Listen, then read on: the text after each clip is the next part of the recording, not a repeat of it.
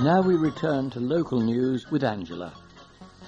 John Bricknell scored twice as Enfield 1893 marked their return to action by securing a 2-2 draw at fellow Essex Senior League High Flyers Great Wakering Rovers on Saturday. That's quite a mouthful. The dreaded weather meant that they had not played a competitive match since December the 14th. But sterling work by the Great Wakering ground staff enabled the contest to take place on a day when every other match in the division was called off. The E's showed few signs of rustiness as Bricknell fired them into a third-minute lead, but the hosts, who lie one place above them in the second table, hit back by scoring twice in quick succession early in the second half. However, Enfield 1893 refused to lie down, and Bricknell scored his second goal of the game soon after to ensure that the points were shared. Fair play to everyone at the Great Wakering because they worked very hard to get the game on, said the E's boss, Luke Giddings. I thought we played well in the first half, but they came on strongly at the start of the second half and we got 2 goals. We could have easily folded at that stage, but we didn't and came back strongly, which is a credit to the lads. I think a draw was a fair result. The long break has been very frustrating because we had been on a very excellent run, but every team is in the same position, so we can't complain. The games will start to come thick and fast, but we've got a strong enough squad to cope, and they are more than capable of putting a good run together. And now here's 2 items about food. One about food banks and the other one about school meals. A new food bank has opened in Edmonton as residents continue to suffer from financial crisis. Edmonton Food Bank on Brettenham Road is being run as part of the Trussell Trust network and is an extension of the food bank based in Church Street. It is staffed by volunteers and relies on donations from individuals as well as local supermarkets and schools. Enfield Borough Council, who contributed $24,500 towards the project, say that emergency assistance is needed to help people themselves out of poverty. Council leader Councillor Doug Taylor said it is completely unacceptable that families in London are going to go to bed hungry, and we all have a moral obligation to help those that are worth it after themselves. Edmonton MP Andy Love also welcomed the opening of the food bank. He said it's a great news for people living locally or struggling to feed themselves that a food bank has opened right on their doorsteps. He added, research by the Trussell Trust shows that a lot of people are turning to food banks because of delays with their benefit system. These need to be ironed out urgently. And the next one is parents and children and school chefs all had their taste buds at the ready when they tried out a new menu. Enfield Borough Council's canteen was awash with parents and children all waiting to try out the latest meals that will be introduced in April this year. The new menu will serve up a variety of dishes including Moroccan chicken, salmon, hoki paella and a vegetarian vegetable and lentil patty with sweet chili salsa. After the main meals were gobbled up, Jamaican ginger cake and Turkish apple pie were served. Year 4 pupil Nathaniel Blake of Lavender Primary School in Lavender Road, Enfield, revealed that, in his opinion, the Moroccan chicken stole the show. In my opinion, I really loved the Moroccan chicken. It had lots of great flavours with the couscous and carrots. The Jamaican ginger cake had a really nice texture as well. I don't think I would have had the salmon and hoki paella. That wasn't my favourite. After Nathaniel had given his verdict, his father Paul said it was very important to see such a plethora of opinions for children. When I was at school, there was nothing even close to this, and it was great to see such a great menu. It is very important in my menu that there's a lot of healthy options and that there are from different cultures. Pupils of George Spicer School in Southby Road, Enfield, Angela Loughton, aged 10, and Leona McDowell Davis, she's 11, admitted they had mixed views. They said there's a lot of variety in the menu and the food we had was okay, but there was a couple of things that have been taken off that we liked. Unemployment was high on the agenda as members of Enfield Youth Parliament met leading councillors for the first time since being elected.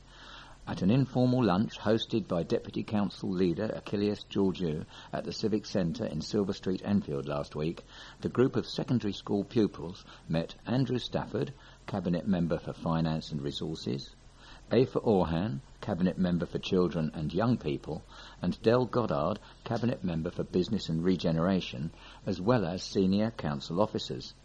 It was the first time the aspiring politicos had met councillors since 16 members of the Youth Parliament were elected from 27 candidates standing in 4 constituencies, Chase, Edmonton, Enfield Lock and Southgate, in October. Mr Georgiou opened the proceedings, organised as part of the Council's consultation on next year's budget, by saying, "Youth unemployment is a big issue. We are trying to employ more and more people from Enfield, and we try to encourage contractors to open up apprenticeships for our young people." The Youth Parliament's chairman, 16-year-old Kwame Owusu, a pupil at St Ignatius College in Turkey Street, Enfield, added, "One of the problems is that a lot of schools don't provide any work experience opportunities before we go to university. And then you leave university without any proof that you have the skills for a particular job. Another problem is that a lot of young people feel unsafe on the streets and feel that the police don't really protect them. I would like to represent young people on those issues." The youthful politicians will meet 6 times a year. They were elected for a 2-year term and will regularly attend meetings of the Council's Children and Young People Scrutiny Panel, as well as the Children's Trust Board. They will also be asked to present to a full Council meeting. Nick Dubois has asked the Prime Minister to meet him to discuss lessons that could be learnt from the death of the 2-year-old boy mistakenly taken to Chase Farm Hospital's closed A&E department. Speaking at last week's Prime Minister's questions in the House of Commons, Mr Dubois, who is the MP for Enfield North, referred to the death of Mohammed Hashir Naveed, who had been rushed to the hospital in the Ridgeway, Enfield, by his mother in the middle of the night.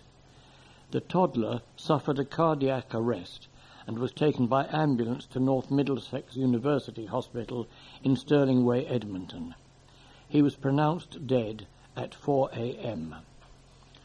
Mr Dubois asked, "Does the Prime Minister agree with me that the effects of reconfiguration, often put through despite local opposition, including from myself, mean we were asking people to decide where to go for help at moments of great personal stress?" He asked David Cameron to meet him after publication of the Hospital Trust's inquiry into how the tragedy happened, and to discuss how we must do more to explain the choices to make sure everyone knows where they can get emergency care.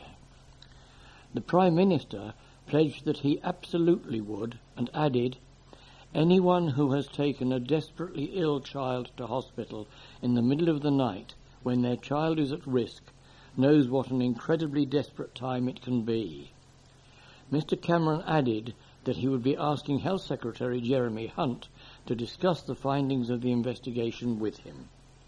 An international architecture company will launch 3 new apprenticeships at college this week.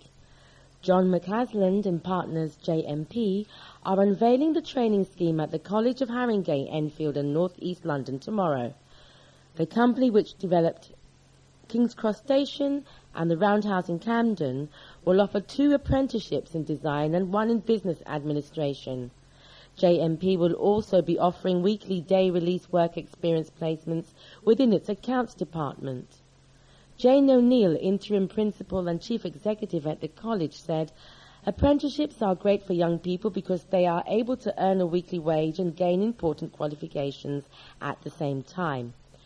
Apprentices are great for employers because they get well-trained and loyal employees who work to a very high standard.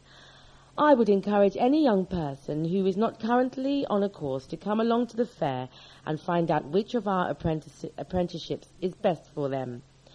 JMP will also be opening a new design studio in the spring in Tottenham High Road in partnership with Haringey Borough Council. Library and museum services of volunteers in Enfield have been reorganised for their hard work. People who work at libraries across the borough were rewarded for their work in children's activity support, helping people with computer skills and reading challenges. Staff received a Customer Services Excellent award from the Cabinet Office for their customer satisfaction rating on January 13th. Councillor Bambos Shadalumbus, Cabinet Member of Culture, Leisure, Youth and Localism, handed out certificates to volunteers. He said library volunteers contribute as much to the services, performing a number of roles such as helping people get online and assisting residents to use library services. There are also specialist language clubs and music volunteering. The roles are exciting and varied. Library volunteers come from all sections of society and across all ages, and this week I was delighted to be able to thank them officially for all the work they do. A primary school in Winchmore Hill is hoping to gain official recognition for its work in teaching children core values such as friendship, responsibility and compassion. Eversley Primary School has nominated itself to receive a Values Education Quality Mark from the International Values Education Trust, a charity which helps schools to inspire their pupils to become successful and happy members of society. As part of its new values-based education approach, the school has identified 22 values it wants the children to adopt and is devoting a month to each of them. The school has also worked with visual artist Honor Pinner to create a mural inspired by the 22 values, which now sits inside the foyer of the building in Chaseville Park Road. Chairwoman of the Governors, Ingrid Cranfield, told the Advertiser, "The whole idea is that we turn out holistically educated young people who already have insight at the age of 10 or 11 and will understand how people should function in society." She added, "You don't just go to school to learn maths and English. It's about the whole person and understanding how you fit into society." Ms. Cranfield said that the school had seen a huge improvement in the attitudes and behaviour of its pupils. You get even reception children talking about the values that they have just been learning about, like friendship. They say, "So-and-so showed me a good example of friendship in the playground," she added. The school will receive a visit from the Trust, which was founded by education expert Dr. Neil Hawkes, on February the 14th to decide if it should be awarded the mark. If successful, Eversley will join around 50 other schools in England and around the globe to be given the accolade. A personal safety app has been launched to help residents communicate quickly with friends and family if they need help.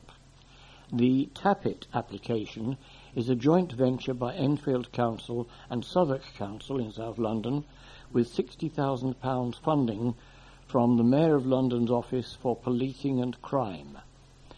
The free mobile phone app uses GPS technology to find an exact location, as well as storing set messages for groups of friends and family to alert them of a safe arrival or a need for collection.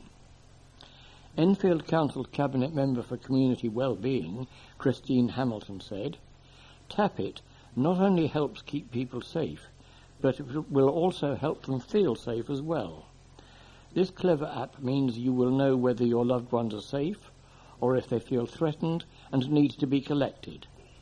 It will revolutionise the way we think about public safety and how we let our friends and family know we were okay. And because it is a one-touch application, it is extremely easy for both young and old to use. There are all sorts of ways its use can be tailored by residents. It can act as a reminder that the kids need picking up from after-school clubs. Elderly people can use it to let their children know they are safe and well, and friends on a night out can use it to get back in touch if they get split up.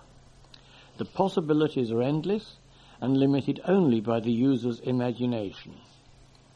The app, which the authorities say is no substitute for calling the police, also has details about local services and helplines where users can get advice on issues ranging from personal safety to domestic violence. Tappet is designed by Zenatura and is available to download free from Android and Apple stores. To download, search for Tappet Safety App in the App Store. For more details, visit www.tap-it.com. An Enfield woman was named one of the most successful fundraisers at a 10K walk to support mouth cancer awareness. Amira Matthew, 26, of Winchmore Hill, raised £2,386 for the Mouth Cancer Foundation, nearly 5% of the overall total. Inspired by her mother, Pratima Solanki, who survived mouth cancer, Miss Matthew works as a dentist and encouraged people to take part. She said, "I would encourage anyone to take part in the Mouth Cancer 10K awareness walk. You are not only helping a great charity, but it's a fantastic feeling to be part of the event. The Mouth Cancer Foundation is important to me as the incidence of mouth cancer is on the rise, and it is my duty as a dental healthcare professional to check for early signs of the disease and raise awareness." Mouth cancer of the mouth.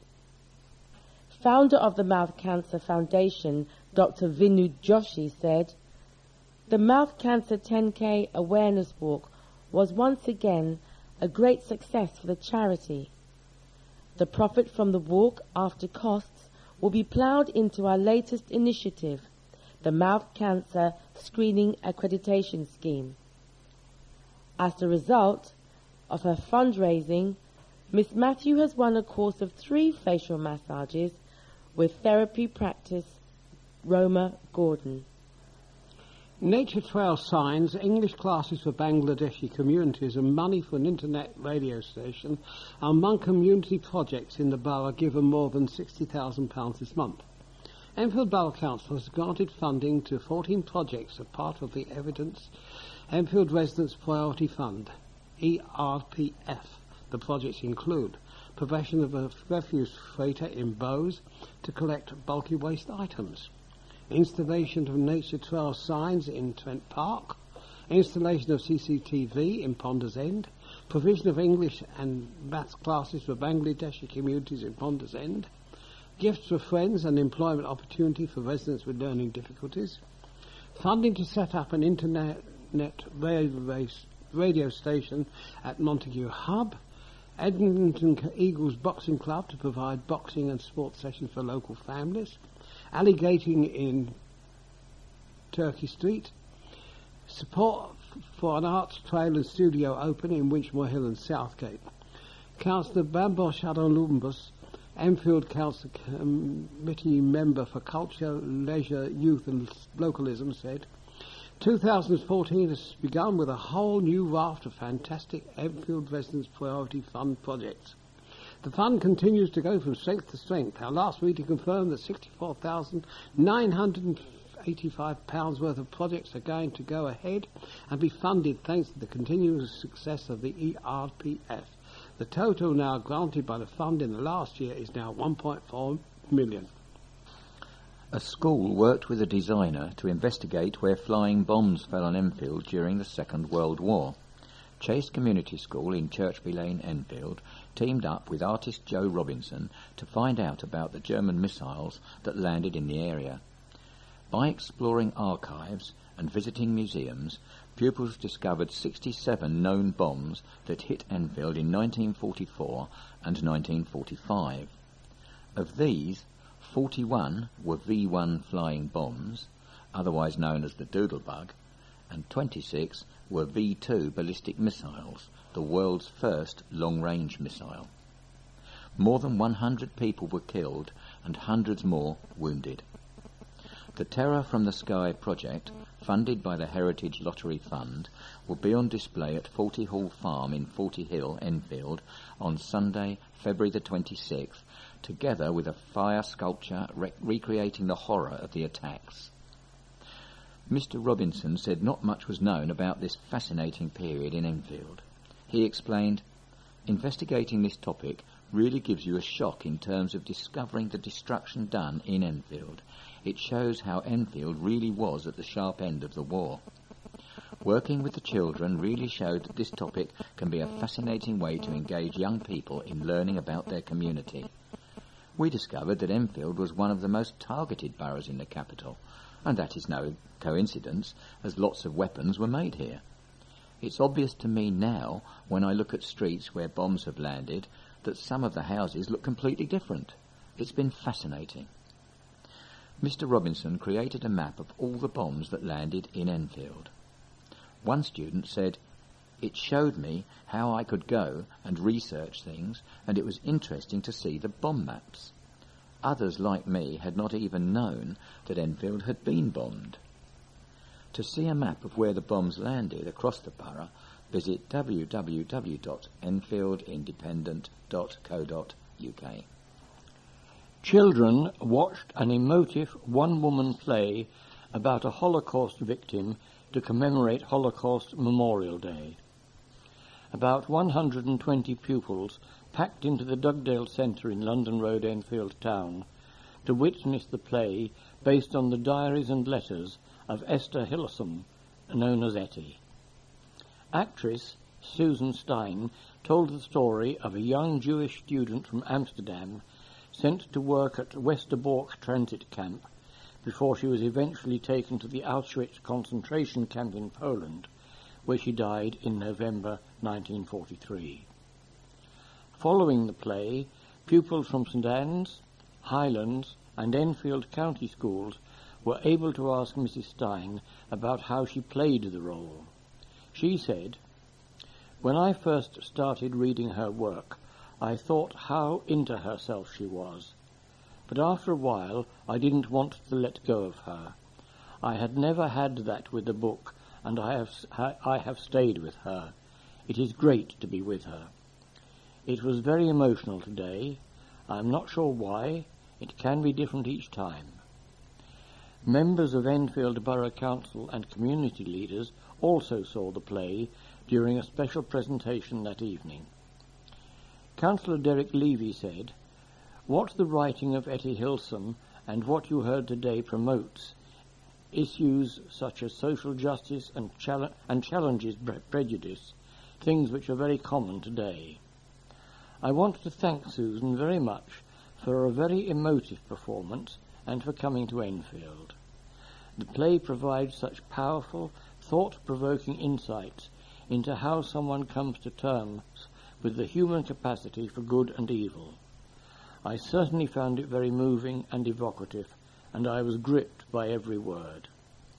Council leader, Councillor Doug Taylor, said, "Holocaust Memorial Day alerts us to the atrocities of genocides, whether they happened 70 years ago or in more recent times.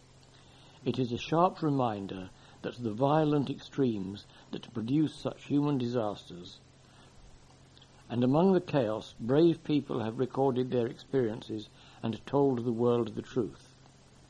I am proud that Enfield marks Holocaust Memorial Day, bringing generations together to learn from the past and to ensure that we build stronger communities for the future."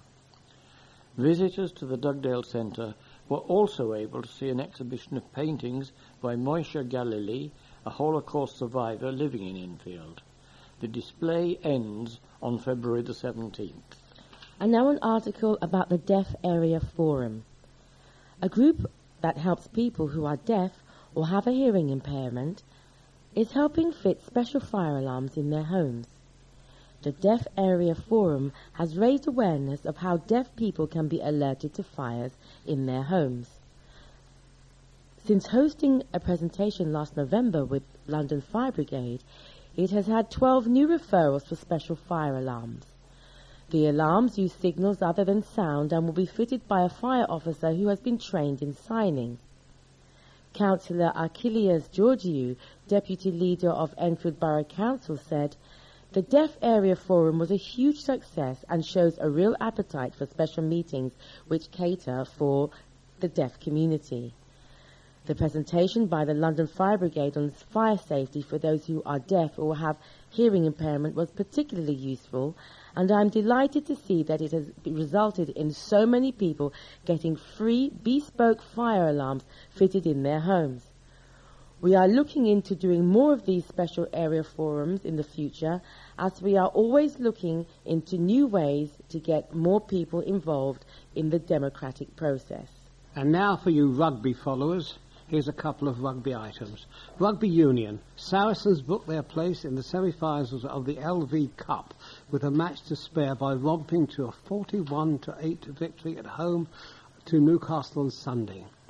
Jackson Ray, 2, Ben Ransom and Ton Jubb scored tries to seal the bonus point, with Ben Spencer adding 3 conversions and 5 penalties.